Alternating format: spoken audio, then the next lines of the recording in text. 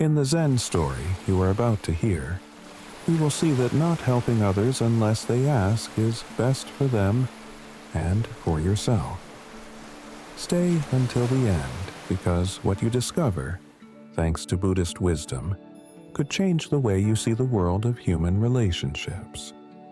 Have you ever wanted to help someone, even though they didn't explicitly ask? How did it go?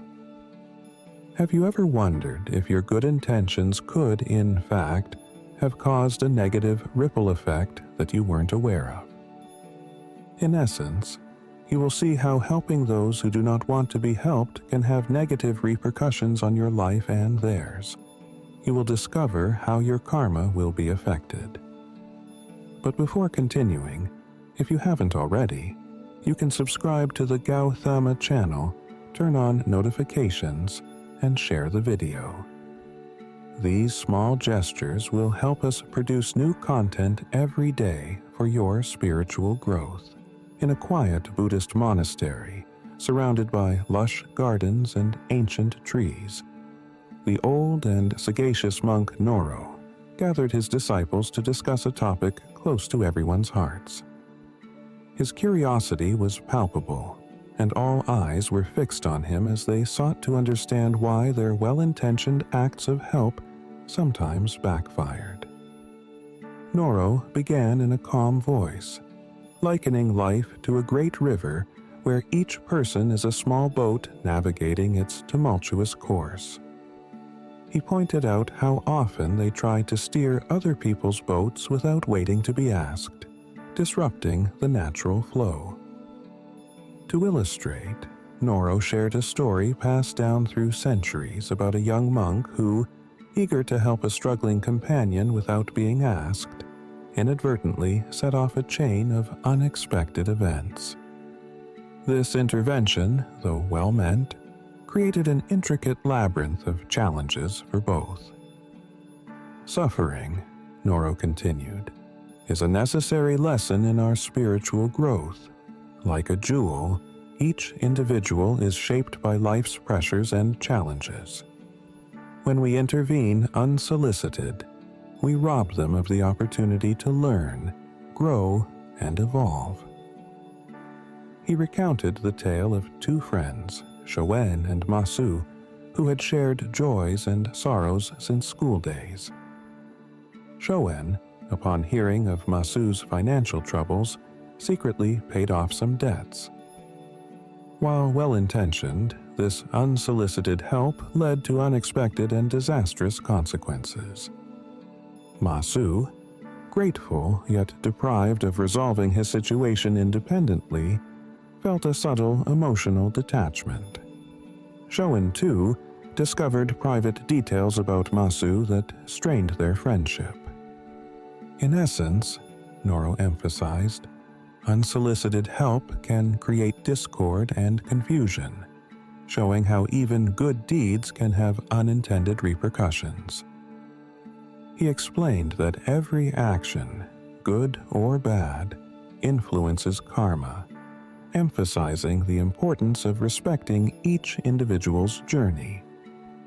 Noro spoke of Buddha's teachings, which underscored the sacredness of personal learning processes. Suffering, he asserted, is a severe yet precious teacher. Using everyday examples, Noro illustrated how empathy often drives us to offer help prematurely. However, Buddha taught the wisdom of waiting for others to seek assistance, respecting the karmic balance that governs life. He shared anecdotes from monastery life, where monks applied these teachings in daily practice. Many grew wiser and more self-confident because Noro avoided intervening directly in their challenges, allowing them to confront and learn from their own karma. In a quiet Buddhist monastery located in a remote region of Japan lived the elderly and wise monk Hogi, a young woman named Shara, eager to find answers to the anxieties caused by toxic relationships approached the master with respect. Haye, it is said that you know the secret to recognizing bad people and protecting inner peace. Please teach me, the young woman asked with a palpable desire to learn from the monk's wisdom. Hoht, with his typical calm, replied, "Of course, my dear. If you have the patience to listen to me, I will tell you about the signs you need to pay attention to understand who is in front of you. First, however, let me make an important premise. The people we define as bad do not necessarily have to be monsters.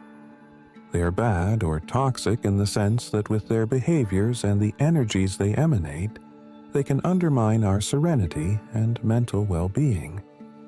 However, before distancing them from us, we must try to understand the reasons that led them to be as they are. It was often the pain and trials they had to face that made them behave in annoying or harmful ways. So, dear Kiara, before pushing someone away, ask yourself, why does he/she behave like this? Is he/she really a bad person, or is there something that makes them that way? Can I do something to prevent their behavior from continuing to pollute my emotions? Only after you have answered these questions for yourself, decide whether to preserve your mental health by distancing yourself. Hayara reflected on Hogi's words and was moved because she understood the enormous empathy behind them. If a person around us can harm us, we must push them away only after making sure that we cannot do anything, Hogi continued.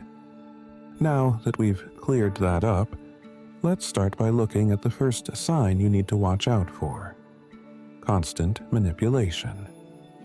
Imagine a person who, with devious skill, distorts reality to get what he wants. It could be a colleague who uses deception to advance their career. For example, when faced with a possible promotion, he begins to manipulate you by telling you that some superior speaks badly of you and suggests that you accept a job offer from another company. You may think he's doing it for your own good, but his intent is actually to get you promoted. The young woman listened attentively, fascinated by the monk's wisdom, and thought about a very similar experience she had had a year earlier. The second sign is a lack of genuine empathy, Hogi continued. Think of someone who shows indifference to your feelings or experiences, who only seems interested when it benefits them. This behavior can profoundly undermine the quality of personal relationships because you instinctively feel that that person doesn't really care about your fate. They only show empathy when they have to ask for something in return. Continuing how he described the third sign, Hogi said, the constant creation of conflict. Imagine a person who, despite any harmonious situation, always seeks conflict, fueling arguments and discord. This attitude not only generates stress in relationships but can also contaminate the surrounding environment, making it toxic.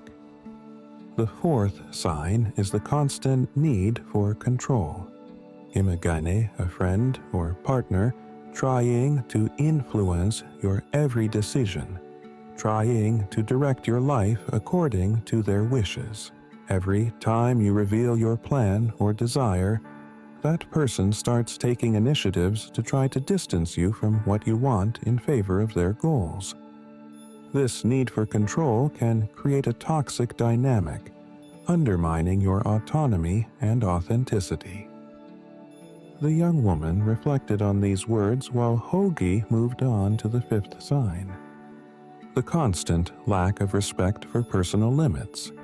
Think about someone who systematically ignores your privacy, invading your personal space or not respecting your requests for solitude.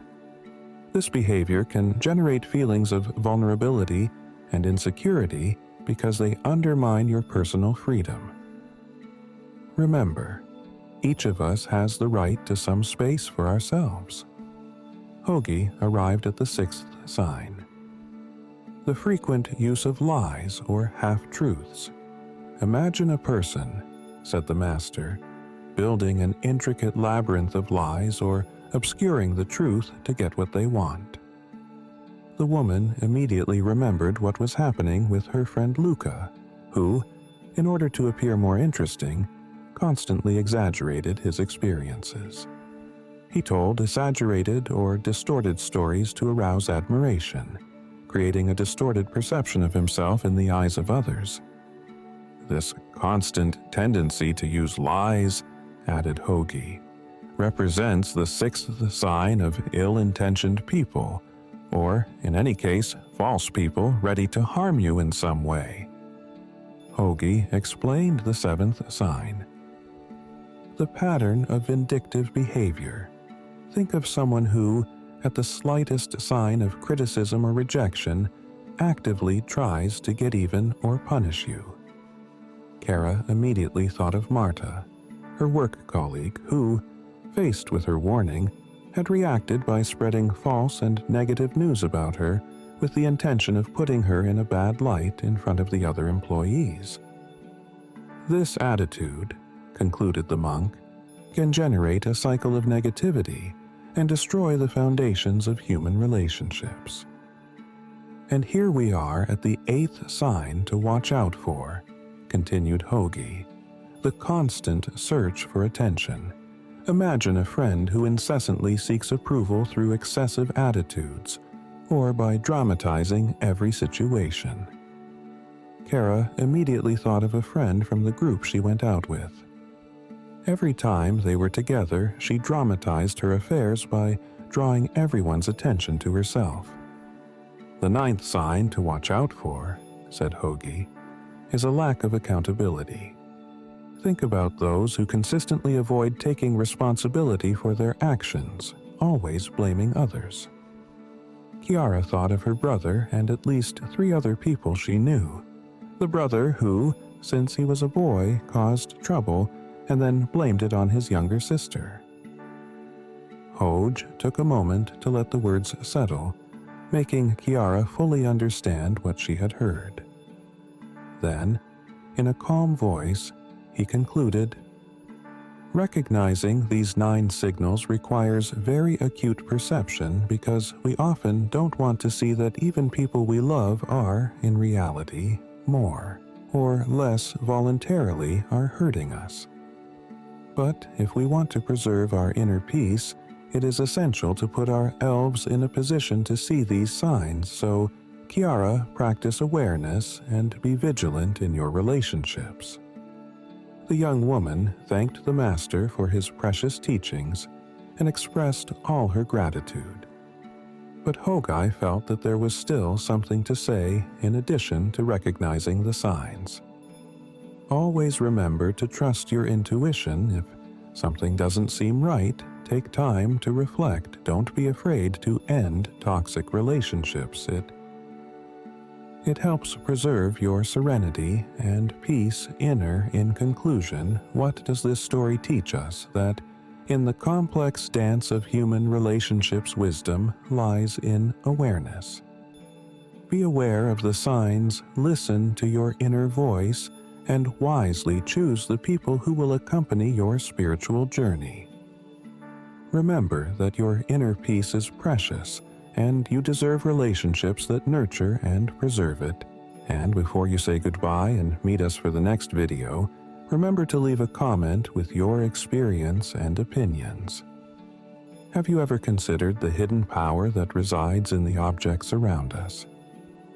Did you know that every single object you come into contact with emanates and transfers energy?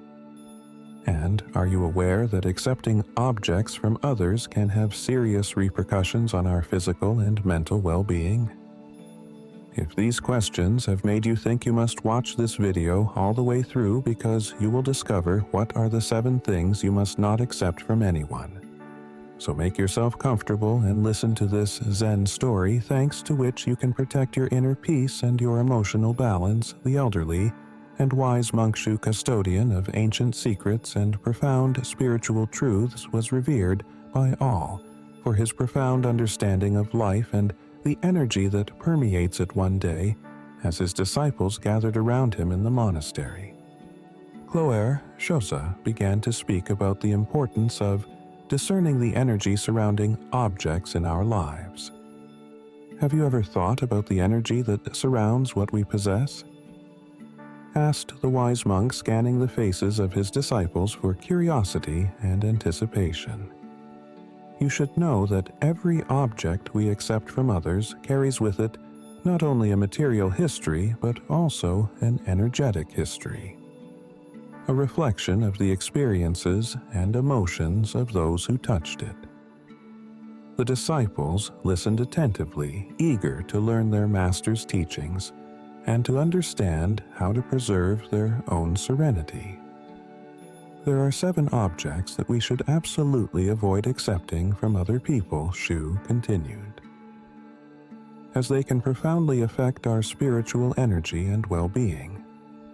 The first object Sho spoke about were mirrors, which on a symbolic level can be seen as subtle portals to the profound world of our soul. These objects, the monk said in the tone of reverence, are not simply reflections of our physical image, but also mirrors of our inner being. They can reflect our joys, our fears, and our deepest desires, but there is an aspect both curious and disturbing that concerns them, mirrors.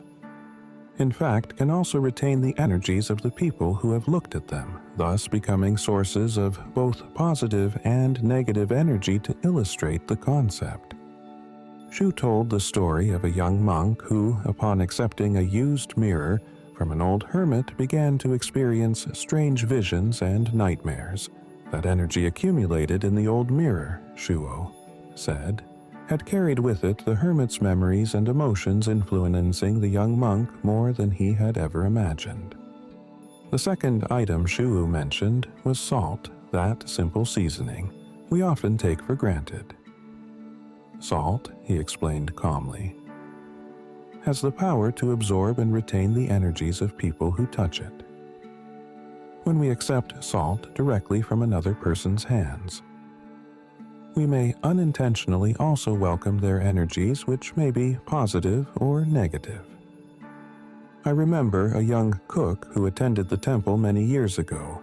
One day he accepted some salt from a traveler, and from that moment while cooking he began to experience a strange sensation of oppression and bad mood. That energy retained in the salt, Shu said, had affected the cook's mood and well-being, overshadowing the goodness of the food he prepared.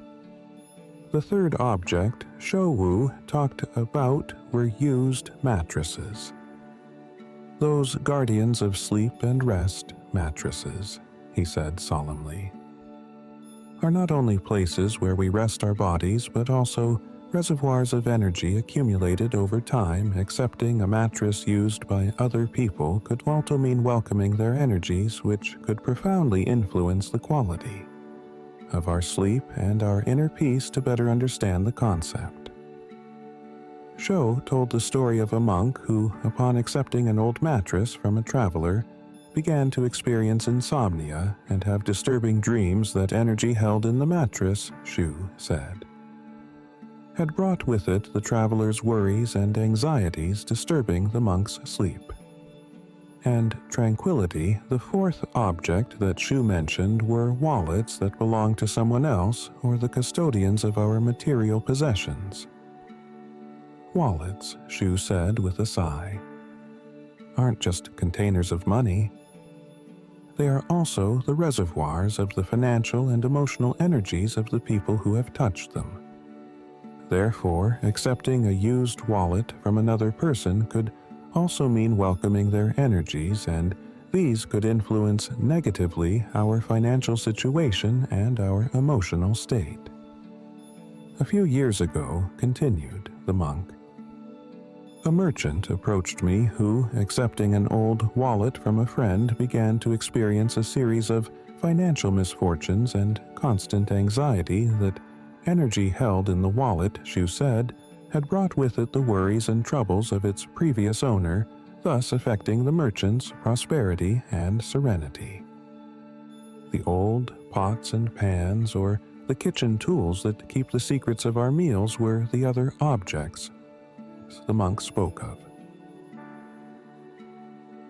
Pots and pans, Shu said with a smile, aren't just cooking tools. They are also custodians of the culinary and emotional energies of the people who have used them. Accepting pots or pans used by other people could also mean welcoming their energies, which could influence the taste and quality of the food we prepare. Regarding this theme, Shu told the story of a woman known and appreciated by all as an excellent cook. One day, the woman accepted an old pan from a relative, and from that day on, she began to experience a sudden decline that led her to not cook as well as she used to. That energy held in the pan, Shu said, had carried with it the memories and emotions of its previous owner, thus influencing the flavor and goodness of her dishes. Other objects that. According to Shu, we should never accept from others our used religious or spiritual objects, those amulets and talismans that we often carry with us for protection. These religious or spiritual objects, the elderly monk said with a serious expression, are not only symbols of faith, but also custodians of the spiritual energies of the people who have touched them. Accepting religious or spiritual objects used by other people could also mean welcoming their energies, which could influence our spiritual practice and our relationship with the divine. To clarify the concept, Shu told the story of a devotee who, accepting an old talisman from a friend, began to experience a series of very intense spiritual visions and sensations. That energy held in the talisman, Shu said, had carried with it the experiences and emotions of its previous own, thus strengthening the spiritual bond and protection of the devotee. While the disciples were increasingly fascinated by their mentor's words and reflected on the times they had accepted objects from someone, the monk continued his lesson by talking about jewels and objects of sentimental value, jewelry, and objects in general that have sentimental value. Shu said with a nostalgic tone, keep the most precious memory of our lives. They are not only ornaments, but also custodians of the emotional energies of the people who wore them, and accepting them could also mean welcoming their energies, which could influence our feelings and memories associated with those objects. Many people added. The monk, when they inherit jewels from a mother or another ancestor, begin to experience a series of very intense emotions and memories linked to their childhood. That energy held in the jewels, Shu said, carries with it the love and affection of the loved one who is no longer with us, thus recalling the sweetest moments of his or her life. While the sun hid behind the mountains, and the silence surrounding the monastery provided moments of peace, Shazo looked at the disciples with compassion and continued, remember that our energy is sacred and precious. Be aware of what you accept into your life, as each object carries with it a story and energy that can influence your inner being. The valuable lesson I would like you to take home is that we are responsible for the energies we bring into our lives. Every object, even the most seemingly harmless, can transmit vibrations that influence our physical, emotional, and spiritual well-being. It is therefore important to be aware of what we accept into our lives and choose wisely what surrounds us. Whether it's a gift from a friend or a personal purchase, we take control of our energies and intentionally create a space of harmony and positivity.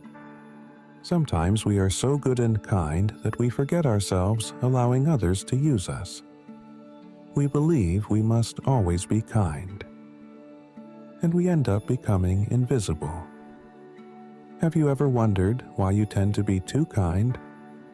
Or because, on the contrary, there are people who are always kind and ready to help you even when you don't ask them for help? In the Zen story you will hear soon, you will discover that there is a dark side to kindness, and if you want to live peacefully, you have to understand it in order to find the right balance. So stay until the end, because the advice you will receive will help you live your relationship with others more serenely and find your inner peace. But before continuing, subscribe to the channel, turn on notifications, and share the video. In this way, you will help us produce new content every day for your personal and spiritual growth in a monastery. Nestled in the mountains of Japan lived the elderly monk Ero, famous for his extreme wisdom.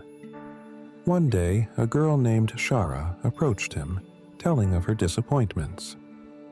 "Master, over time, I have collected many disappointments linked to people who I thought were friends and who instead did not prove that they were. Always been an extremely kind person, but my concern for others has only brought me so much pain. What am I doing wrong?" The master smiled kindly and began to tell an ancient story. A legend passed down by monks for generations. The story was about a village surrounded by a lush forest. A place where kindness and generosity among people were the beating heart of the community. The prosperity of that village was linked to a magnificent cherry tree. "Imagine," Aro said to Chiara, "a majestic tree whose roots go deep into the earth, a symbol of the strength and generosity of the village." Legend has it that the village prospered thanks to the wisdom of the people who learned to share their resources. However, Aro added, over time, some people began to take more than they gave. Some approached the cherry tree picking the fruits without contributing to the care of the tree, or without sharing them with the other villagers, so little by little the generosity of the village began to weaken, and with it the entire community. The young Chiara listened attentively, while her eyes reflected the desire to understand the nuances of life. Aro with her serene gaze continued to share the history of the village, bringing to light details and teachings that have been passed down through the centuries. "The moral of this story," said the monk, "is that generosity must be balanced. We must give with an open heart, but with wisdom and balance. If we give without discernment, we risk exhausting our resources and weakening our ability to be truly useful to others." Here was happy to listen to the master's words, and a new awareness about the concept of kindness arose in her. We might think that kindness is always good since it helps maintain our well-being. Aro continued, "However, it is not when it crosses boundaries and leads to acting kindly in all circumstances. In this case, it is toxic kindness, a form of solitude where we forget ourselves to be attentive to the needs of others. Think a parent who gives everything of himself for the well-being of his children to the point of putting himself in the background. Aro's story was enriched with new details he described. For example, how some people in their desire to accumulate had neglected their duty to care for the tree that had given them so much.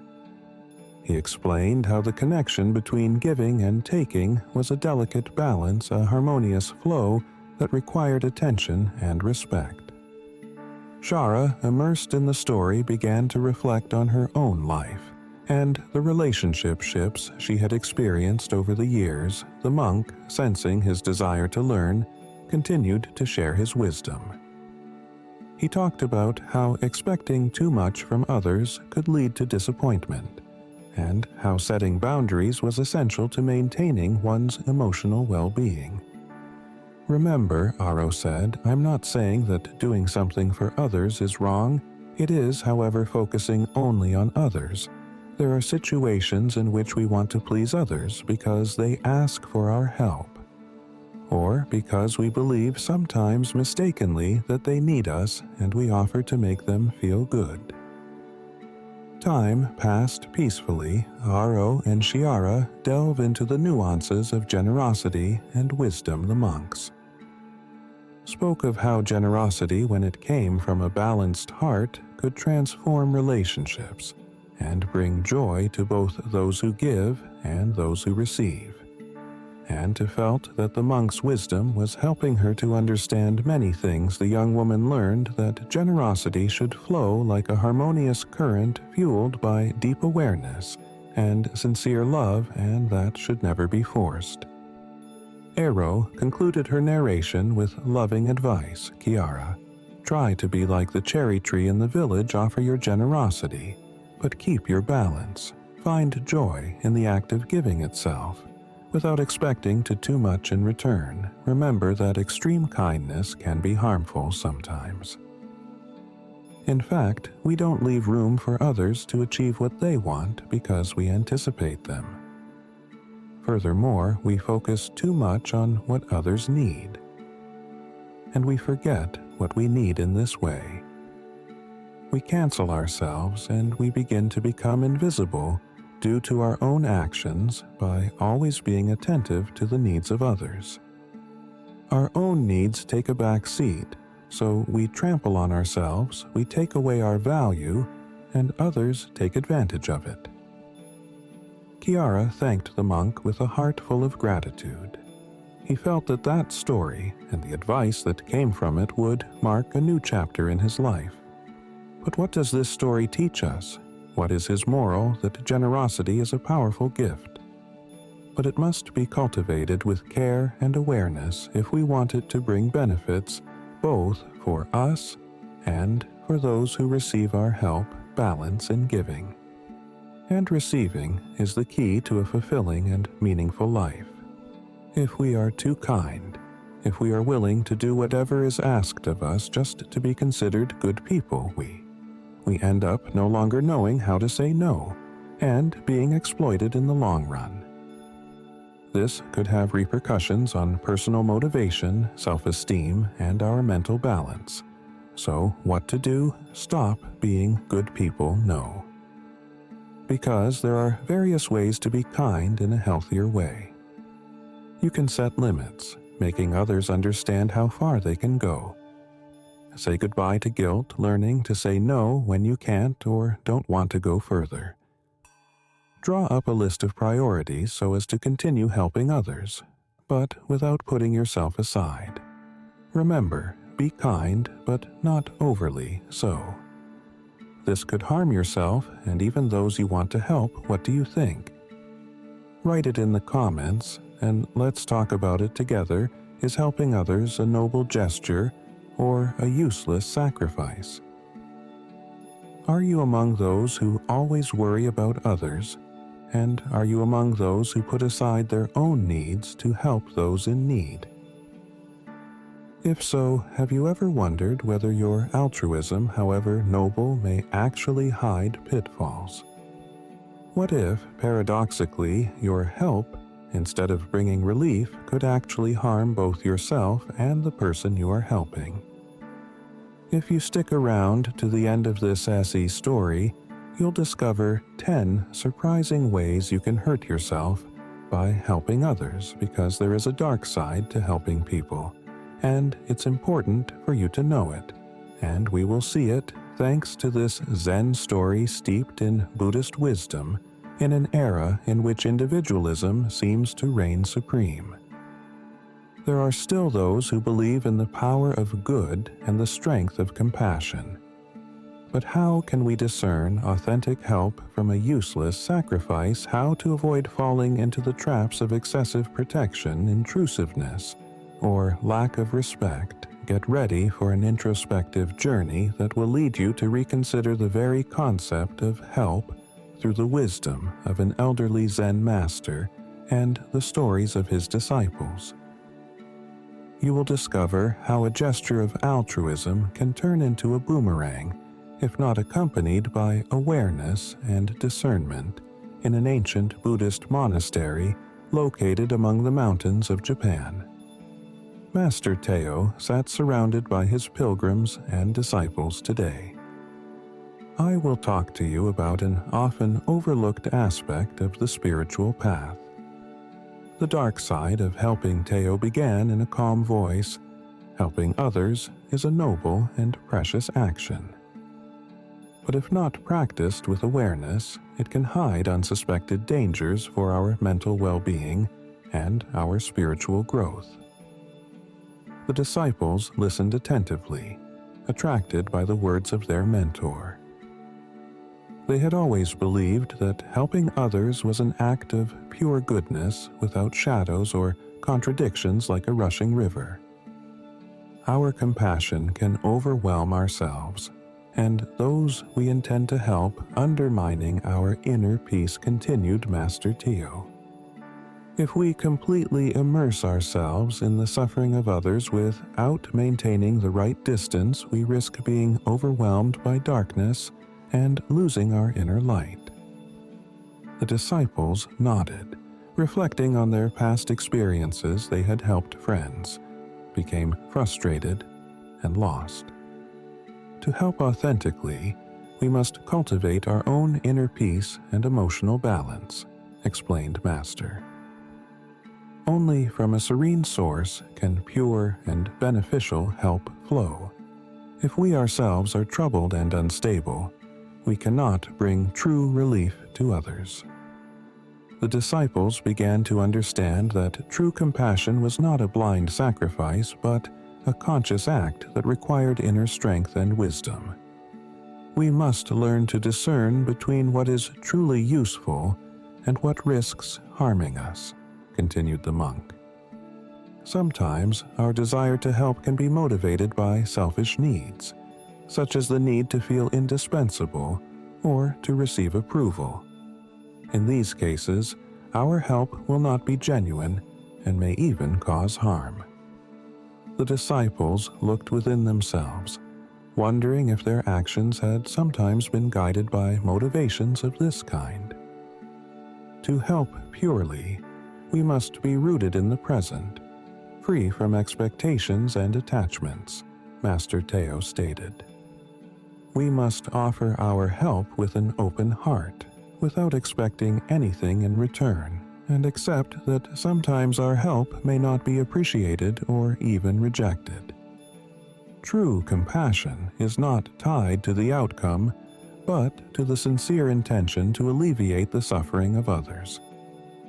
Remember, the Master continued, that the spiritual path is a journey of personal growth. Helping others is an important aspect of this journey, but it must never dim our inner light.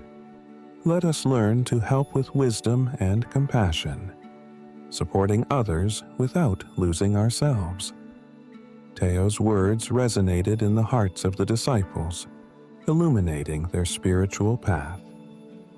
Now, I'm going to teach you 10 ways you can hurt yourself when you try to help someone, the monk said in a calm voice.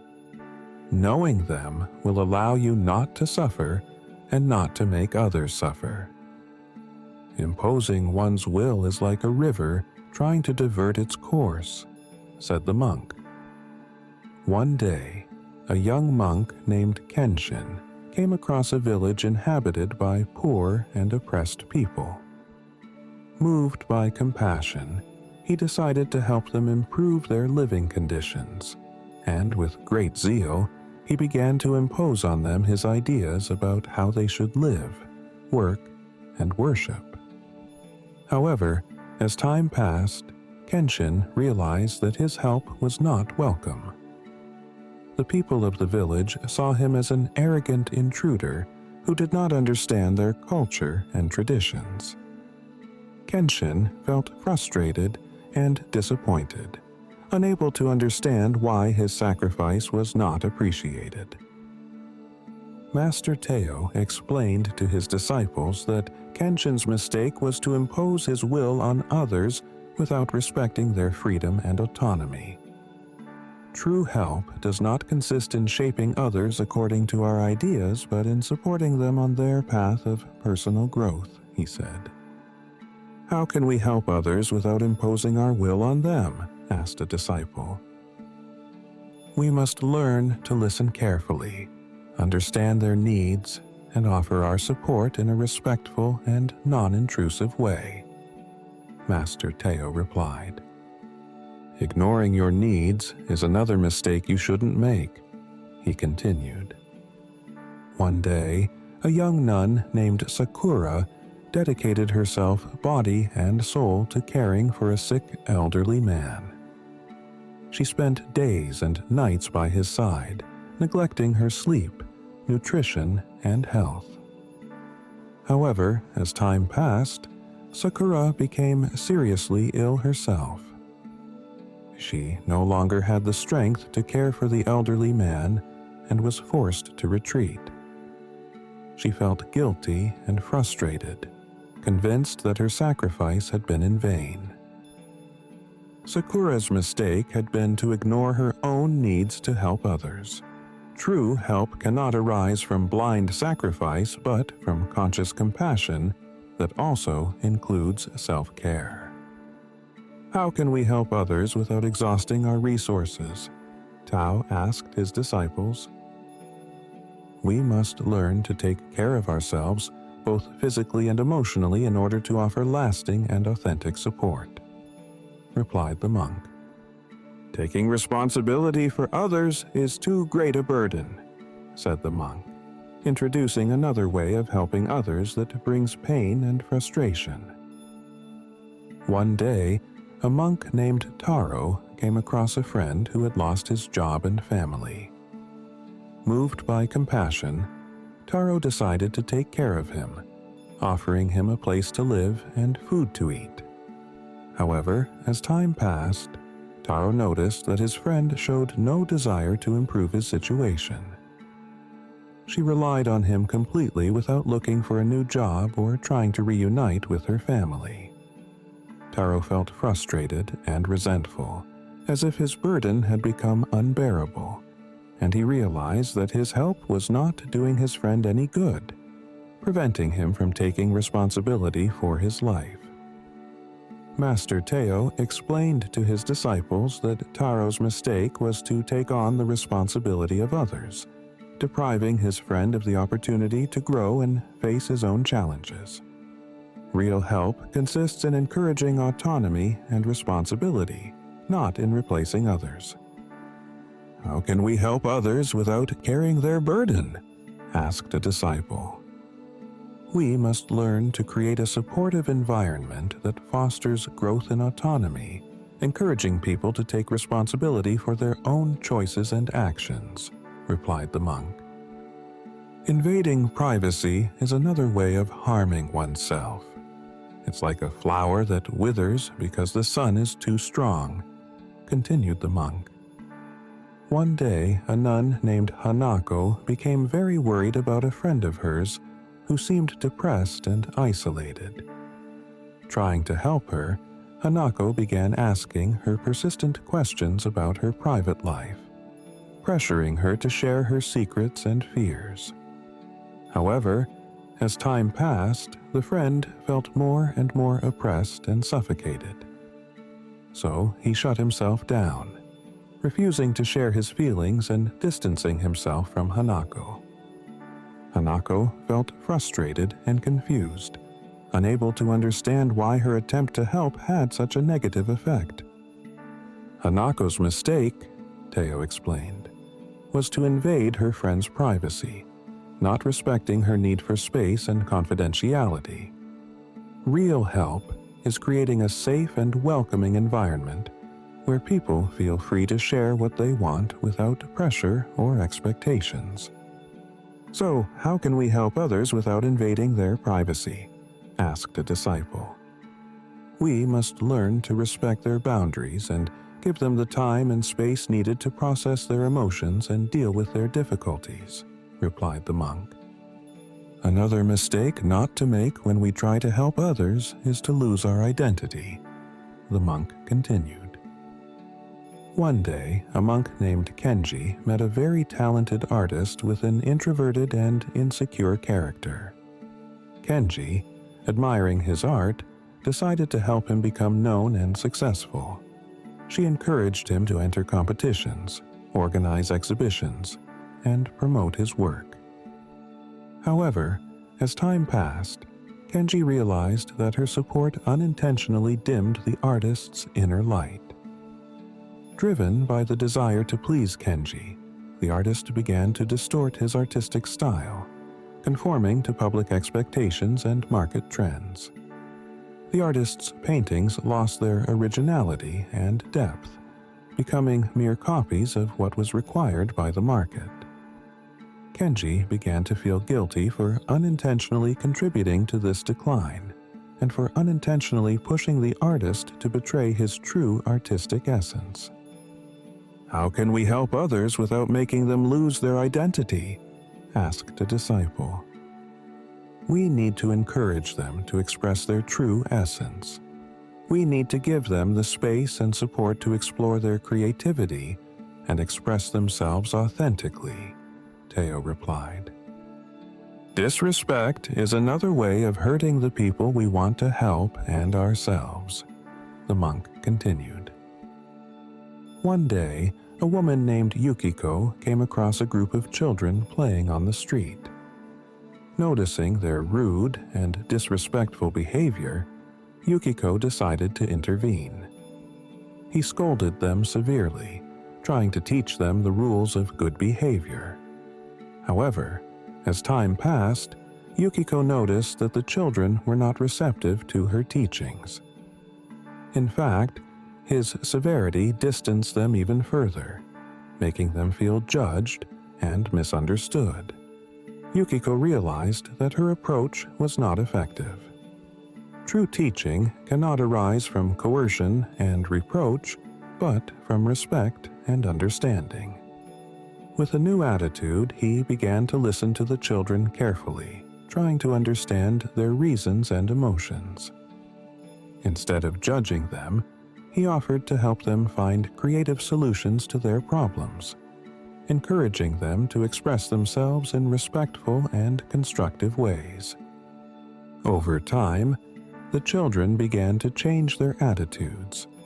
They felt listened to and valued by Yukiko, and this pushed them to behave more responsibly and respectfully. Yuko had learned a valuable lesson.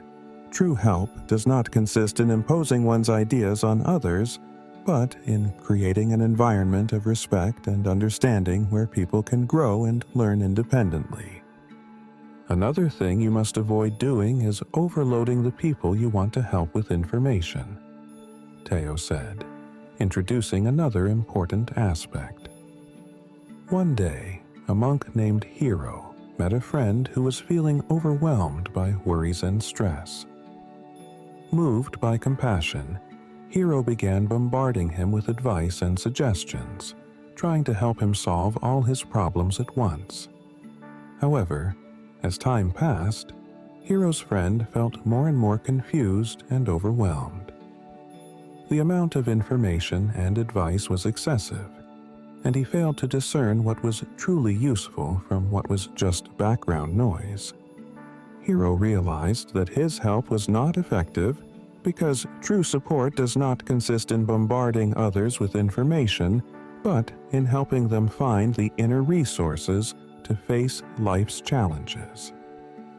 So, how can we help others without overloading them with information? Teo asked his disciples. We must learn to listen to their needs, understand their situation, and offer them our support in a targeted and non-oppressive way. Overprotection is also something that harms both ourselves and those we want to help, the monk continued. One day, a nun named May became very worried about her younger sister, who seemed shy and insecure. Moved by compassion, May decided to protect her from all dangers and difficulties, trying to solve every problem for her. However, as time passed, May's little sister became more and more frustrated and dependent on her sister.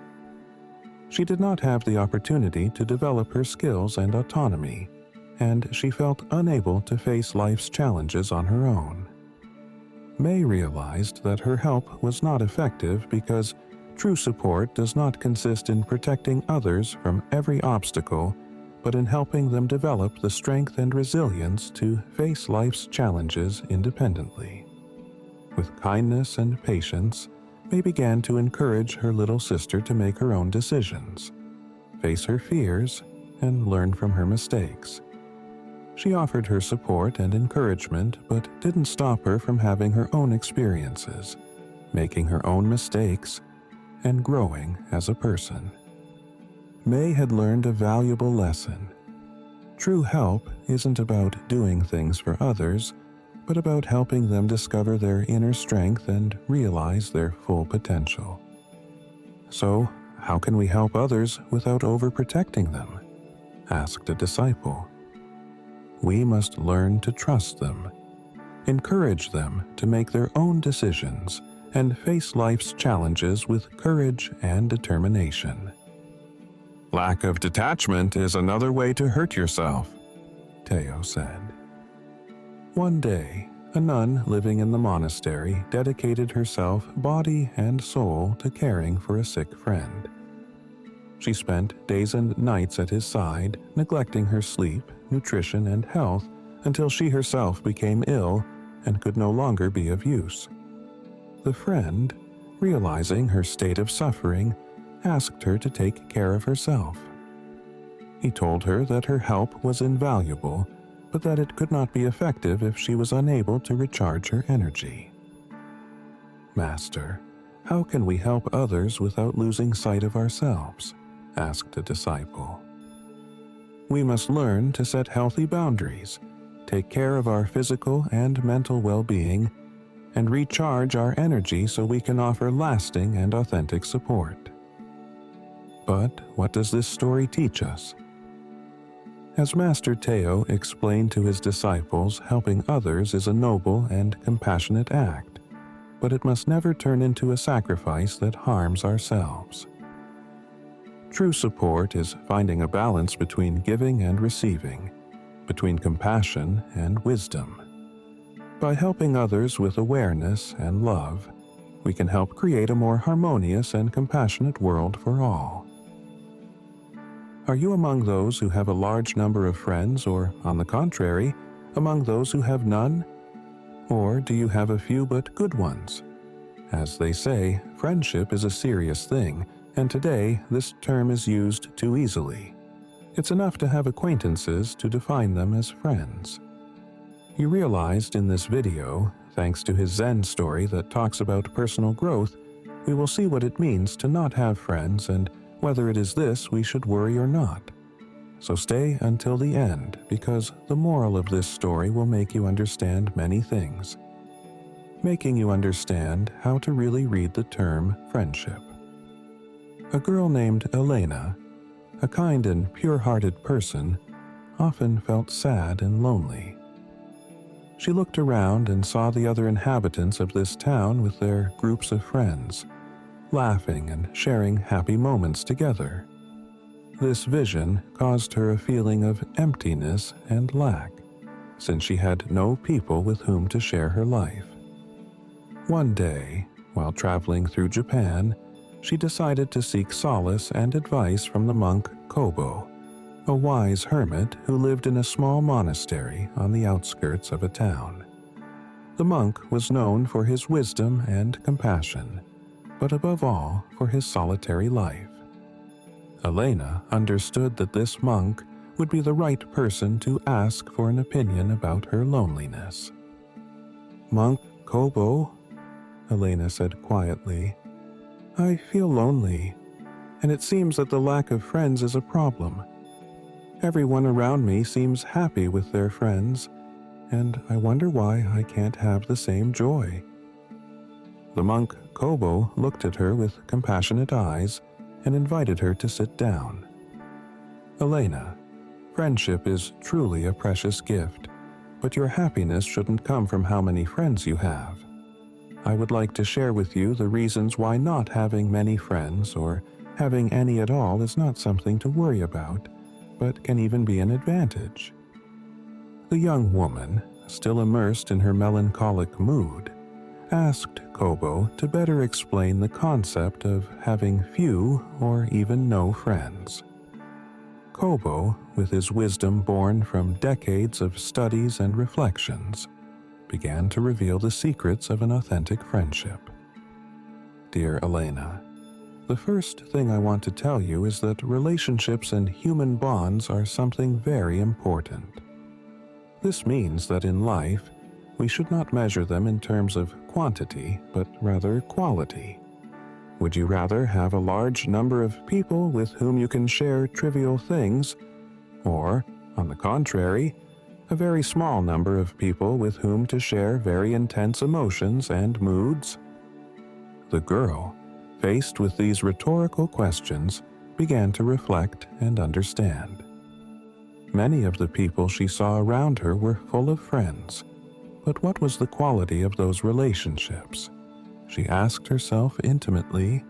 Kobo, happy to read in the young woman's eyes that she was beginning to see things differently, continued listing the reasons why having few friends or none at all should not be seen as a problem. Having few friends, he said, guarantees a certain degree of freedom and authenticity. In this way, it is easier to be yourself and live without restrictions or external influences. Imagine that you love a particular activity which may seem strange or uninteresting to others. If you have few or no friends, you have the freedom to pursue that passion without being judged. Remember, if you want to live a fulfilling life, you don't have to conform to what others think is cool or normal. After all, who decides what normality really is? Elena thought about one of the things she loved most, observing the starry sky on clear nights. This interest of hers was not understood by her classmates, who made fun of her and saw her as strange. Kobo went on to explain that quantity is never synonymous with quality. Having fewer friends, he continued, allows you to focus on building deeper, more meaningful relationships. Imagine having just one friend with whom you share the joys and sorrows of life. This connection could be so deep that the person understands all your emotional nuances. This is a priceless treasure. Elena reflected on this idea, remembering an episode in which a girl she knew supported her in a difficult moment, understanding her without needing many words.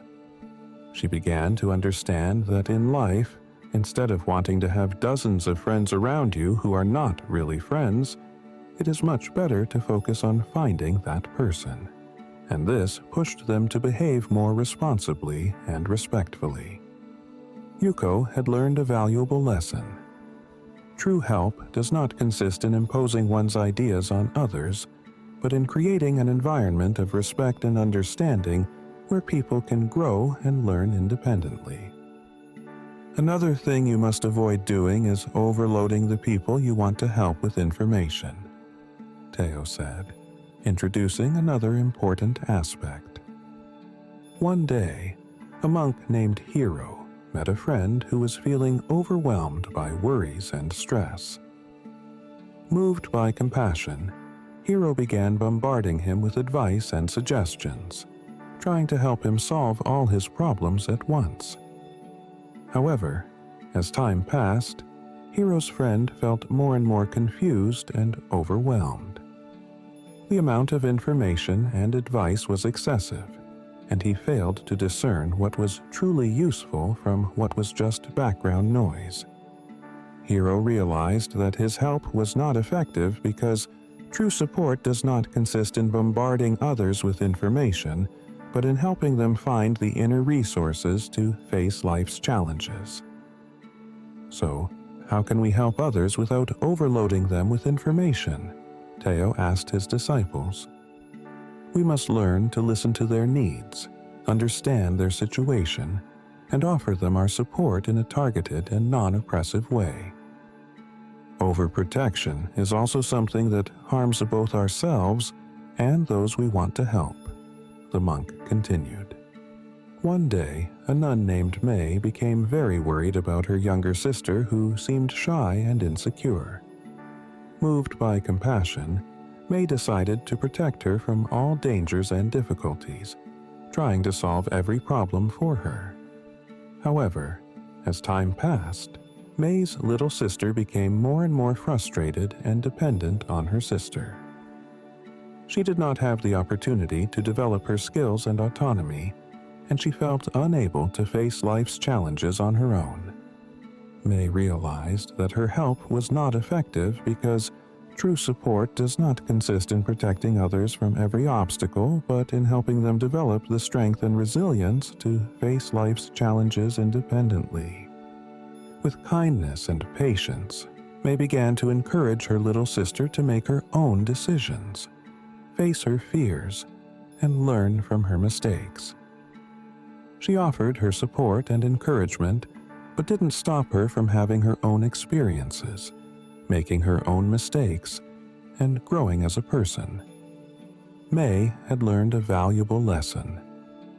True help isn't about doing things for others, but about helping them discover their inner strength and realize their full potential. "So, how can we help others without overprotecting them?" asked a disciple. "We must learn to trust them, encourage them to make their own decisions, and face life's challenges with courage and determination." "Lack of detachment is another way to hurt yourself," Teo said. One day, a nun living in the monastery dedicated herself body and soul to caring for a sick friend. She spent days and nights at his side, neglecting her sleep, nutrition, and health until she herself became ill and could no longer be of use. The friend, realizing her state of suffering, asked her to take care of herself. He told her that her help was invaluable, but that it could not be effective if she was unable to recharge her energy. "Master, how can we help others without losing sight of ourselves?" asked a disciple. "We must learn to set healthy boundaries, take care of our physical and mental well-being, and recharge our energy so we can offer lasting and authentic support." But what does this story teach us? As Master Teo explained to his disciples, helping others is a noble and compassionate act, but it must never turn into a sacrifice that harms ourselves. True support is finding a balance between giving and receiving, between compassion and wisdom. By helping others with awareness and love, we can help create a more harmonious and compassionate world for all. Are you among those who have a large number of friends, or, on the contrary, among those who have none? Or do you have a few but good ones? As they say, friendship is a serious thing, and today this term is used too easily. It's enough to have acquaintances to define them as friends. You realized in this video, thanks to his Zen story that talks about personal growth, we will see what it means to not have friends and whether it is this we should worry or not. So stay until the end, because the moral of this story will make you understand many things, making you understand how to really read the term friendship. A girl named Elena, a kind and pure-hearted person, often felt sad and lonely. She looked around and saw the other inhabitants of this town with their groups of friends, laughing and sharing happy moments together. This vision caused her a feeling of emptiness and lack, since she had no people with whom to share her life.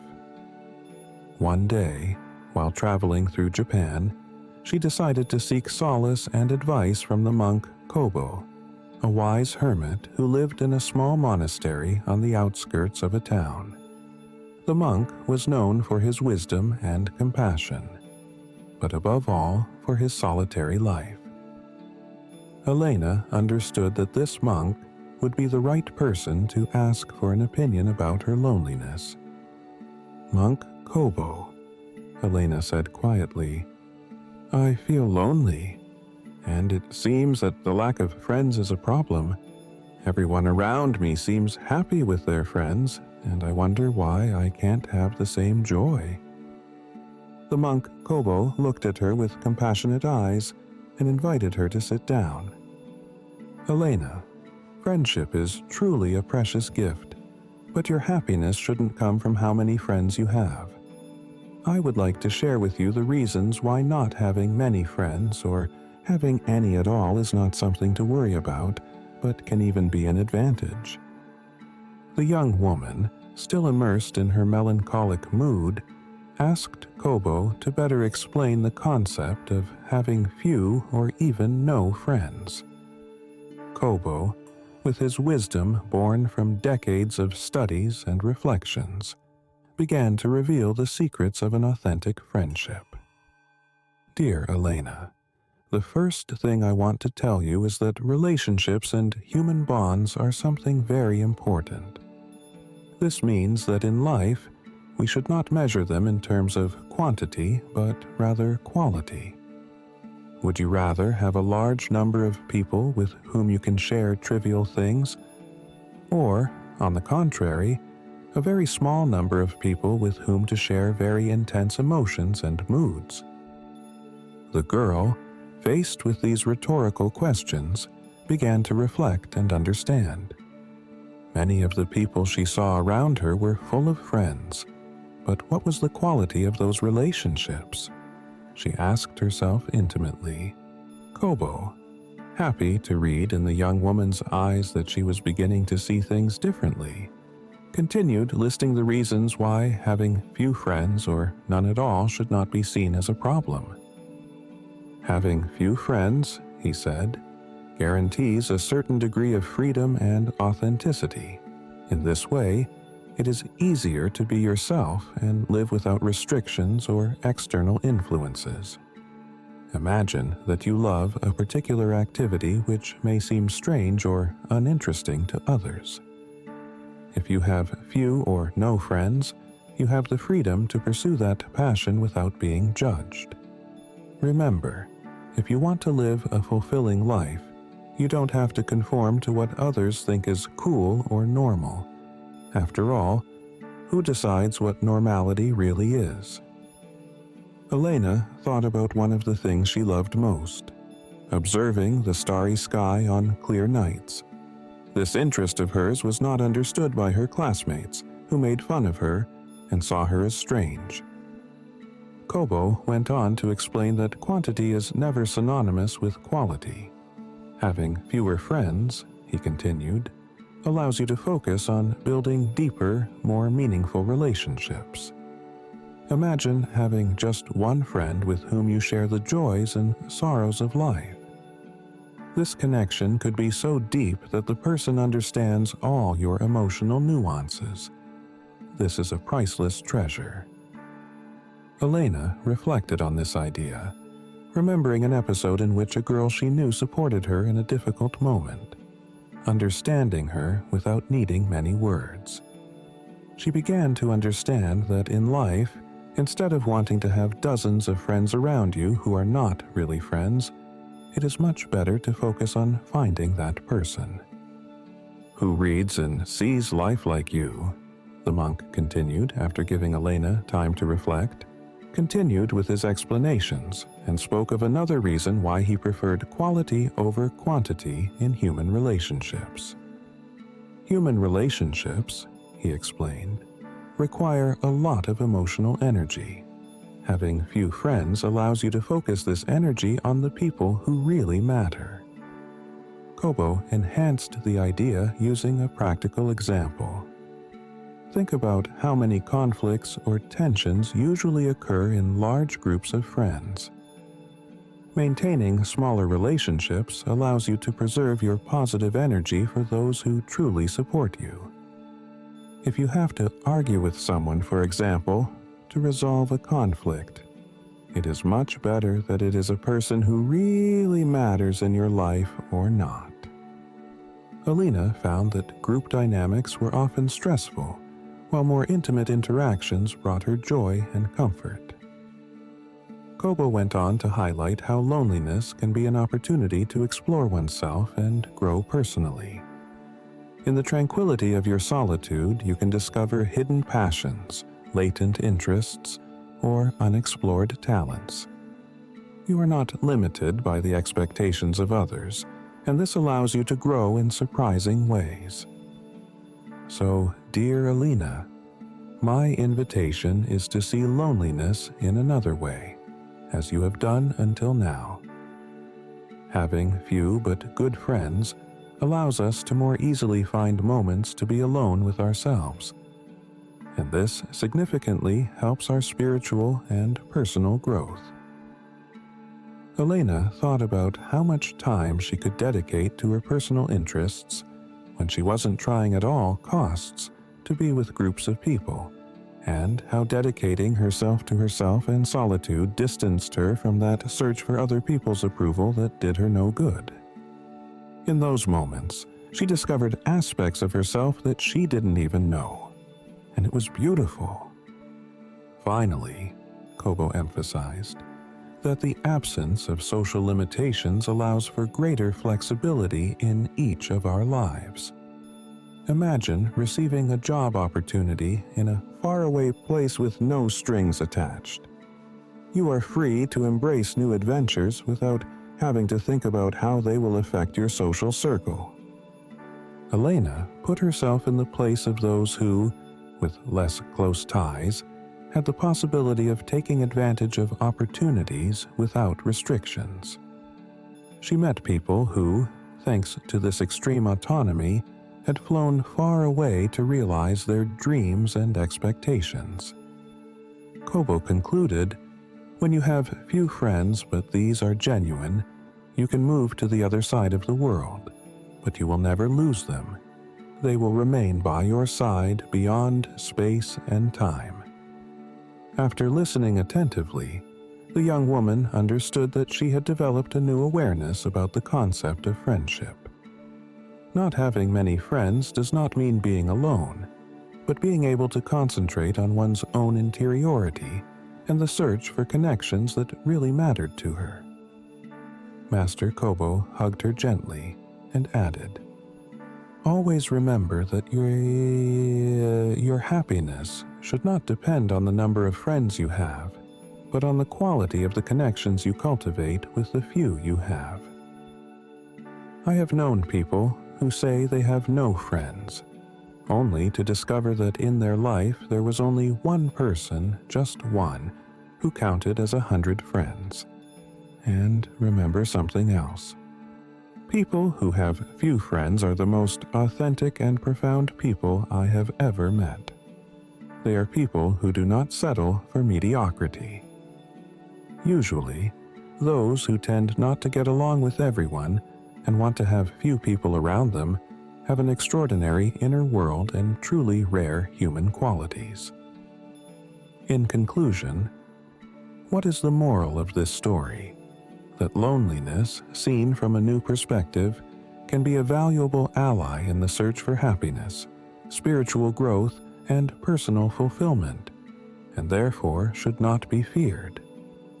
And that to live happily, it is not necessary to have a multitude of friends. You just need to have the right ones, the ones that add real value to your life. Because if you tend to be a loner, it is because you have a higher than average sensitivity. Have you ever wondered how badly spoken words can hurt, and how much destructive force can be hidden in sharp language? And again, have you ever thought about how silence can be a resource for living better and getting what we want? Thanks to this Zen story you are about to listen to, you will discover that the power of silence, according to Buddhist wisdom, allows us not only to live in peace, but also to get what we want. Because words can be light feathers that caress, or heavy stones that leave indelible marks. And in this dance between saying and keeping silent, we should ask ourselves whether silence can be the key to mitigating the destructive power of words. So stay until the end, because in addition to exploring the language of silence, in the last part of the video, we will see the 14 reasons why learning to be silent can give us a better life. But before continuing, if you haven't already done so, subscribe to the channel and activate notifications so you will stay updated on new publications. In an ancient Japanese monastery lived the elderly monk Yosai, famous for his extreme wisdom and for having made silence a reason for living. During a lesson, the monk began to talk to his disciples about the importance of silence and taking inspiration from the ancient words of Buddha. Like a secret garden that guards our existence, Yosai began, words are seeds that can give life to flowers of joy or sting like poisonous thorns. Remember that the tongue we use is like a sharp blade capable of cutting deeply. Then, smiling at those who listened attentively, he explained that according to Buddhist philosophy, misused words can be dangerous weapons. Even if they do not inflict physical wounds, words, Yosai pointed out, have the power to hurt emotionally, to create invisible scars on the soul. It is crucial to understand their potential, to understand how they can build but also destroy. When we speak words with kindness and wisdom at the right time, he continued, we can open doors to success. Conversely, if we speak rudely or at inappropriate times, we can wreak havoc on the fabric of our lives. Listen to this story, said Yosai. In a city vibrant with life, there was a famous showman known for his eloquence. Every square, every theater was his stage, and his speaking was like a spell that captured everyone's attention. The showman, however, was tormented by his inability to find inner peace. So, one day, when he heard about a hermit who lived in an isolated mountain, he decided to visit him to see if he could help him. Respectfully, the showman asked the sage to help him find inner peace. By explaining his frustration, the wise man, elderly and sagacious, proposed an experiment: to remain silent for 15 days. The showman accepted the sage's invitation, abstaining from the many words that had characterized his existence, and, albeit with difficulty, he immersed himself in silence with determination. Over the next few days, abstaining from his usual flow of words, he began to sense a change. The inner frenzy that had obsessed him eased, and with time passed, he discovered a serenity he had never experienced before. At the end of the period of silence, the showman returned to the sage with a transformed look, with bright eyes. He recognized the peace he had found in the silence. The sage, looking into his eyes, said, "Silence has the power to calm the storm within you. By using fewer words, you have discovered an inner richness that no number of performances could ever match." The monk Yosai, having finished the story, highlighted the central message. Silence is a hidden treasure that can resolve inner restlessness. Words can be precious, but silence sometimes is the elixir that heals invisible wounds of the soul. While the disciples, fascinated by the story, commented among themselves on what they had just heard, Yosai said to them, "Friends, now I will tell you about the 14 reasons why silence is so precious." The first reason Yosai underlined is the ability of silence to promote effective listening. My experience has taught me that silence allows us not only to hear the words of others, but to grasp the implicit meaning behind expressions and gestures. Like the light wind that whispers among the leaves, silence allows us to perceive the most delicate nuance of human communications.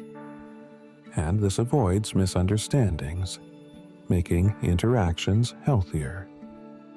The second reason why to embrace silence, according to the monk, concerns self-awareness. In a world full of noise and distractions, he added, carving out moments of silence to reflect on your life is crucial. Think of silence as a serene pool in which the mind can clearly contemplate its existence, as clear water reflects the sky without distortion. And what do you think about silence, and what relationship do you have with people who talk a lot? Write it in the comments and let's compare. Also, if you are enjoying the video, please like and share it. This way, you will help us produce new content every day for your spiritual growth. The third reason, according to Yosai, is linked to the practice of patience. Just as the gardener waits patiently for flowers to bloom, so silence teaches us to appreciate the calm that comes from patience, the monk stated. In moments of frustration, silence becomes fertile ground in which to cultivate patience. Sure, here's the continuation of the text with punctuation added. Allowing challenges to bloom like flowers after a regenerating rain. Silence promotes reflection and deep understanding, Yos continued, like the concentric circle that is created on water when a stone falls. Silence allows us to investigate our thoughts and emotions in depth through the practice of silent reflection. An inner space is created where the mind can explore without superficial distractions. This allows us to develop more ideas, find solutions, and know what to say intelligently. The fifth reason why silence is a resource, Yos emphasized, is its link to creativity and innovation. In silence, the mind is like an unexplored garden that reveals its deepest secrets. Similarly to nature, which in its silence hides creative processes that lead to the birth of new forms of life. The mind, immersed in silence, can generate innovative ideas and unexpected connections. The sixth reason, according to Yosai, is the better understanding of non-verbal communication. Just as the wind carries the scent of flowers, silence allows us to perceive the non-verbal messages of others, explained the monk. In practicing silence, we learn to decipher body language and facial expressions, thus enriching human interactions. The things we can understand about others when we remain silent are innumerable. The seventh reason that the Master spoke of is related to mental discipline.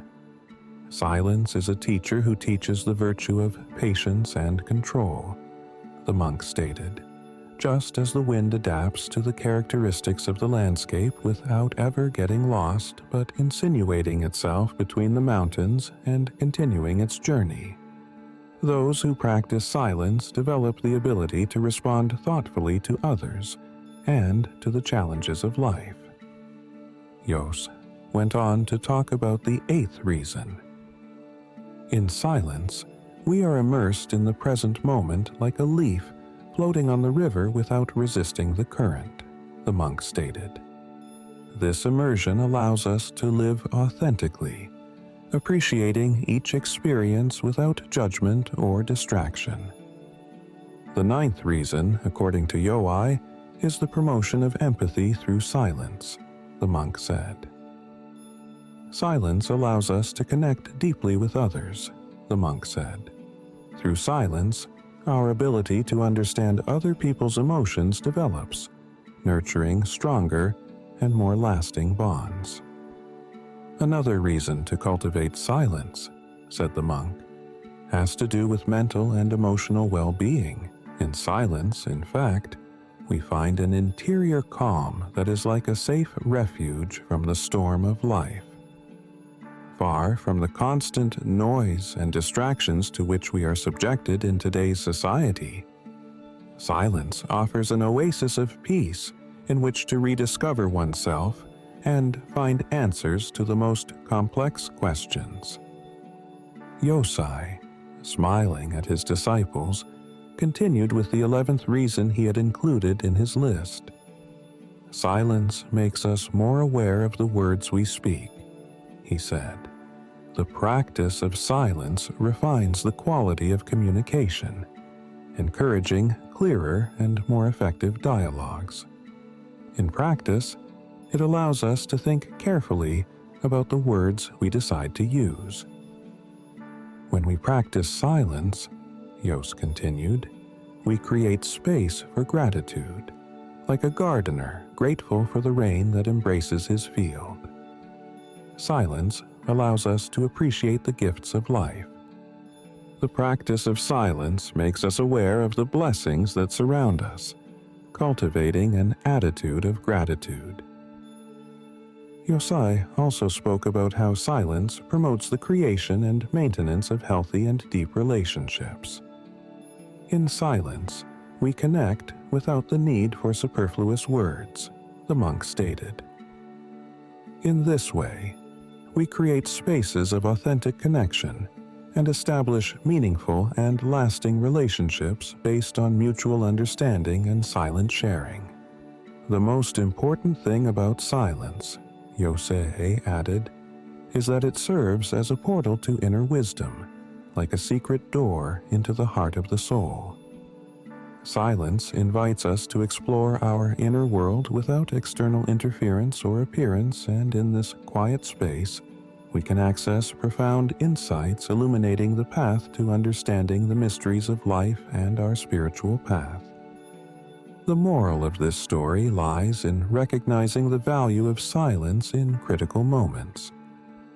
Let us remember that silence, understood as a precious gift, offers us the possibility of truly listening and understanding the transformative power of reflection. Therefore, let us learn to weigh words wisely and to combine them with sweetness. In this balance, we will find a key to building more harmonious relationships and to cultivating the inner peace that comes from the language of silence. Have you ever had the impression that the people around you are just there to use you? Discovering that someone you interact with every day is not around you out of affection, but only out of convenience, hurts a lot. However, it is important to find out so that you can defend yourself and behave accordingly. And in the Zen story you're about to hear, you'll learn about 10 teachings to help you find out if they're using you. So make yourself comfortable and stay until the end, because we assure you that when you have listened to these 10 teachings and the final moral of the story, you will know exactly how to defend your inner peace from such people. But before continuing, subscribe to the channel, turn on notifications, and share the video. Thanks to these small gestures, you will help us produce new valuable content every day for your spiritual growth.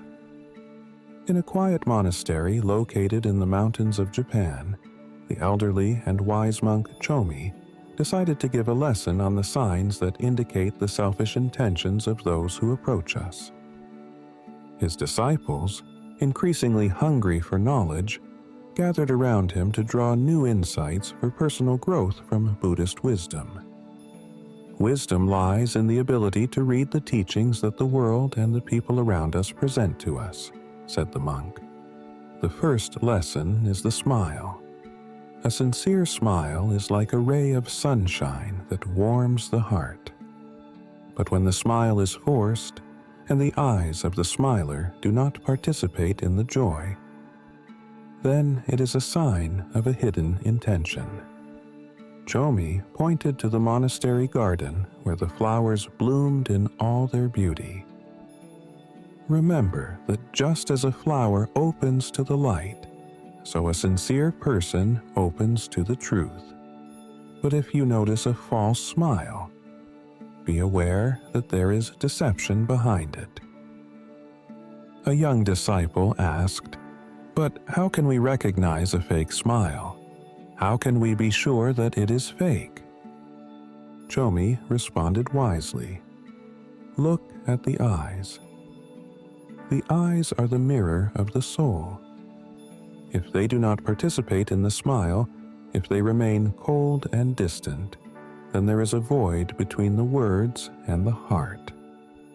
Imagine meeting an old friend who, although smiling, seems a little distant. Notice that his smile lacks the usual brightness in his eyes. Then you try to engage him in a meaningful conversation, but his expression remains static and the smile disappears almost immediately after it appears. Remember that an empty smile may be accompanied by stiff facial movements, as if the person is exhibiting an emotion rather than experiencing it. Therefore, if a smile is not very bright and does not last long, certainly. Here's the continuation of the text with punctuation added. The facial movements are rigid, and the eyes do not seem to follow the smile itself. It means that that person is acting. Walking in the gardens together with his disciples, the monk pointed to a small bird hovering in the sky. The second sentinel is the lightness of the soul, he said. A sincere person is like a free bird in the sky without weights or chains holding him back. But those who have selfish intentions, those who have ulterior motives, are like a caged bird, only trying to take advantage. As the disciples contemplated the bird dancing in the air, Chomi added, people who have ulterior motives, therefore a soul that is anything but light, you identify because their behavior and words are forced. The third teaching, through which to understand if a person wants to use us, is awareness, continued the Master. If you perceive that someone wants to trap you, using you for his own gain, be aware of your state. Only with awareness will you be able to open the cage and free your soul. Continuing his walk along the monastery gardens, Chomi pointed to the river water flowing relentlessly. The fourth signal is fluidity, he said. Sincere relationships flow like river water unhindered. But if you notice obstacle, resistance, or manipulation, it is a sign that someone is trying to control the flow of your life. Imagine you are talking to an acquaintance and you notice that each of your questions receives short and in-depth answers. Any attempt to take the conversation to a deeper level is rejected or ignored. Additionally, the person constantly seems distracted, looking away or checking their phone during the conversation, or, again, he shows nervousness, impatience, as if he wanted to be elsewhere. One disciple asked, "And if we find ourselves being manipulated, what can we do to preserve our emotional well-being?" Chomi, with his deep gaze, responded with the fifth signal, courage. Have the courage to resist manipulation, like a rock that challenges the currents of the river. Stand firm in your truth. Each of us is a unique person, and you must protect this uniqueness. So, when someone tries to manipulate you, remember to anchor yourself to your deepest authenticity. The monk, satisfied to see the strong interest in his words, pointed to the starry sky that opened above them. The sixth signal is constancy, authentic presence, he added. Those who have sincere intentions are like the stars in the sky, always present even in the darkest nights. But he who is only interested in his own gain is like a shooting star, which shines only for an instant before disappearing. A young disciple asked, "But how can we be sure of someone's steadfastness? Sometimes a person might drift away momentarily, but that doesn't make him false." Chomi, with his usual wisdom, replied, To understand if a person is a constant presence in your life, you must use the seventh teaching that I have prepared for you. Observation. Observe people's behavior over time, and remember that repeated actions are a reflection of a person's true character. Imagine sharing a personal story with someone. An authentically present person will be completely immersed in your narrative, maintaining eye contact, responding with appropriate facial expressions, and demonstrating active listening. On the other hand, a person who lacks authentic presence may appear distracted, avoid eye contact, and respond mechanically in monosyllables, showing a superficial connection. As they walked beneath the monastery's centuries-old trees, Chomi pointed to the deep roots that intertwined with the earth and said, "The eighth sign is depth. Authentic relationships have deep roots like trees that draw from the earth all the nutrients they need to grow healthy. But those who are only interested in the surface, those who do not want to build a relationship of true affection with you, are like grass that withers in the first wind." A disciple asked, "What if we find that someone does not have deep roots? What if we see that someone behaves towards us like the grass he spoke of?" Chomi responded by introducing the ninth teaching, wisdom. Understand the true depth of your relationships and act wisely. If someone shows that they don't have or don't want to have deep roots, let them go without regrets. The monk pointed to a lighthouse far away on the coast and spoke about the 10th teaching, guidance. A sincere person is like a lighthouse that lights the way. But if you find that someone is only guiding you towards the rocks, then it's time to change course. But what is the moral of this story, and what does it teach us? Before watching it, if you like the video, don't forget to support the channel with a super thanks. In this way, we'll be able to produce new valuable content for you. And now we come to the moral of the story. Every season has its secrets, and so it is in the life of each of us, said the monk. We have explored together the signs that indicate who is close to us only to benefit ourselves. Remember, life is like a garden. It flourishes with sincere relationships, but it can also harbor weeds that try to stifle the beauty. We have learned to recognize these weeds, the signs that reveal hidden intentions. Now that you know these secrets, you must maintain your wisdom. Don't reject anyone who approaches you, but be aware. Be like the wise gardener who cultivates carefully, eliminating weeds without ever ceasing to nourish what is authentic.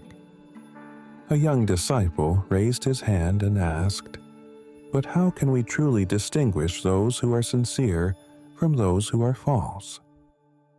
Chomi, smiling, replied, "The answer is within you. Listen to your heart with serenity.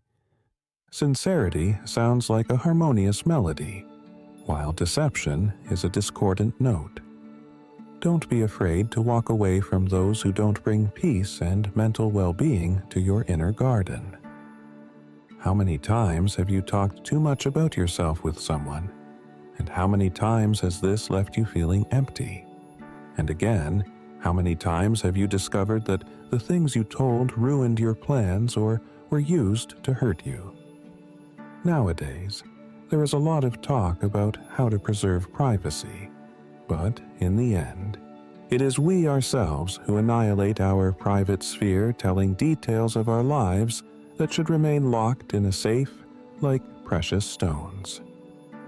In this video, thanks to this end story you are about to hear, you will learn 10 things that you should not tell anyone if you want to preserve, not so much your privacy, but your inner peace.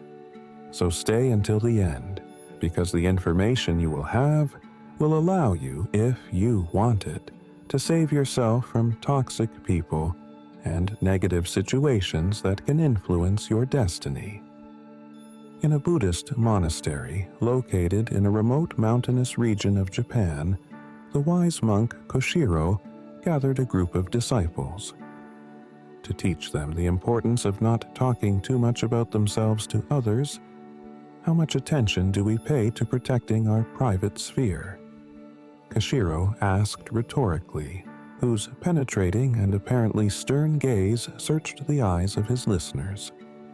Do we strive to protect the beauty of our interiority, or do we often break down the walls that surround and protect our secret garden? Today, I will tell you 10 things that, according to Buddhist wisdom and common sense, you should never tell anyone, the monk said. But first, let me make an important premise. Many people are unable to contain the unstoppable flow of words that flow through them. Too often, out of a need to vent or find someone who will show empathy, in others they give in, providing unsolicited information. And in this way, they reveal details about important and delicate topics in their lives, relying on a trust that only very few deserve.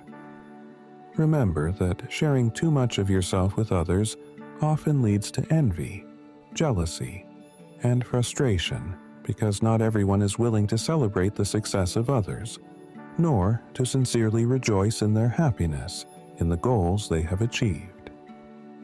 In certain circumstances, confessing something extremely personal to a person who is not particularly intimate can leave a feeling of emptiness, of exposure, almost of discomfort. Likewise, telling too much about yourself can lead to numerous and sometimes difficult criticisms. Reflecting on these dynamics invites us to carefully consider the words we choose to share. Each communication, each word emitted from our mouth transmits judgments and opinions that reveal the deepest aspects of our personality. Let us always remember to develop some self-criticism so that we reflect carefully on the speed with which our tongue moves in relation to our thoughts. Perhaps if we were more aware of the power of our words in shaping our identity, we would be more cautious about letting our tongue run wild without proper discernment. After this intense introduction, the disciples who came to listen to Koshiro remained silent, shocked by the wisdom they had just heard. And when Master began to list the 10 things they should not talk about with anyone, they began to reflect on all the times they had talked too much about themselves. Never tell your plans and goals, Koshiro urged, introducing the first point.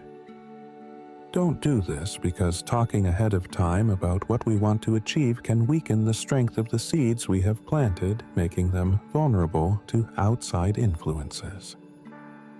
To better understand the concept, the monk told the story of a promising businessman who, by prematurely telling the details of his projects, led some of his competitors to copy him, frustrating his efforts. What happens when we tell our personal facts to others? Koshiro asked, inviting the disciples to reflect on the second point he would speak about. We run the risk of breaking the inner balance, that delicate harmony formed by ideas, images, sensations, and projects in constant change. Do not talk about your private life, the monk warned. The words you speak about the most intimate details of your existence can create envy, jealousy, gossip, and external judgments that will end up weakening your energy. The third thing you should not talk about with anyone is the charity we do, Koshiro decisively stressed, explaining how humility and giving for the common good can be lost in pride if revealed too soon. I know very good people who, having revealed their charitable gestures without preserving the purity of their altruism, ended up being misunderstood or criticized. Another thing you absolutely should not talk to anyone about, Kashiro continued, is money issues. Remember that your financial situation can be overwhelmed by the greed or envy of others. I remember a friend who, after revealing his financial successes, had to deal with the negative attitudes of many people, not to mention someone's attempts to ruin what he had built. Never bragging about your acts of heroism was another point Kashiro focused on, highlighting how personal glory can obscure the true meaning of an altruistic act. A few years ago, a monk at the monastery saved the life of a young pilgrim, Kashiro said. The media, upon learning of the event, attempted to interview him, but he avoided doing so and preserved his modesty, embodying the true spirit of heroism. Do not talk about your spiritual path and your religious ideas, the monk continued, explaining how spirituality can be misunderstood or ridiculed if exposed recklessly. If you want your soul to flourish in inner peace, to be part of your days, he added, make sure this sphere of your life remains yours alone. The seventh thing you should not talk about with anyone, according to the master, is family problems, Kashiro said, emphasizing that domestic matters are fragile and need respect. If you talk about the most intimate matters of your family, it is almost certain that you will end up regretting it because you will receive unwanted judgments and you will put into the mouths of inappropriate people details that do not concern only you. Never talk about others except in their presence, the monk admonished, adding another item to his list of things not to say.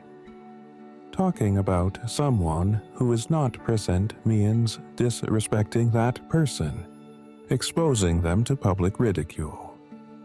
Also, remember, anyone who talks about someone who is not present will do the same to you. And would you like someone to tell your secrets to people who don't deserve your trust? Another thing you should never talk about with others, according to the old monk, are your political ideas, my dears, Kashiro said. Unless you are involved in politics, do not trust your political beliefs to anyone. In fact, differences of opinion can undermine peace within the community in which we live, especially when we talk about politics. I know people who, by clashing over political issues, have ruined decades-long friendships. While the disciples continued to listen to the lesson with great attention, the wise teacher continued, never talk about your problems or weaknesses, since informing others of your vulnerability is equivalent to forming an army ready to attack you at the first opportunity.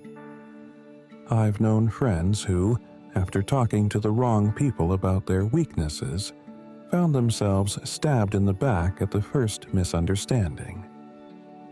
You know that phrase we often hear in movies? Kashiro asked. You have the right to remain silent. Anything you say can be used against you in court. Here, he added, avoid revealing your secrets and your weaknesses, because someone sooner or later could use them to do you a lot of harm. In the silence of the monastery, illuminated by the soft light of candles, the disciples reflected deeply on the precious lessons of the wise monk Kashiro. But what does this journey teach us and transmit to us through the awareness of talking too much about oneself? That communication and the use we make of it is extremely important in our lives. Our language, in fact, can shape our internal and external reality. And we must always remember that every word we speak is like a seed thrown on another soil. If we talk too much about ourselves, we run the risk of seeing our inner garden invaded by external influences, losing the delicate beauty of our unique essence. From this story, we also learn that silence is not empty but rather a fertile space where deep thoughts and feelings can germinate, a place where we can protect the things and people we care about, as well as ourselves. The secret, therefore, is to learn to guard the treasure of our being without dissolving it too soon in words. Silence is not just a lack of sounds, but a refuge where words take shape with wisdom, where meaning is cultivated before being shared. The more that we can draw from this teaching is that the value of confidentiality and of speaking reflectively lies in the possibility of cultivating sincere and deep relationships. Not sharing every detail of our lives allows us to protect trust and sensitivity in human interactions. Remember that your life is a secret garden, and choosing which flowers to show the world is an act of deep consciousness. Let us then learn the art of confidentiality, to know the power of our words, and to use silence as a treasure. Let your inner garden bloom delicately, because in that silence you will find the strength and wisdom that only privacy can offer. Thank you.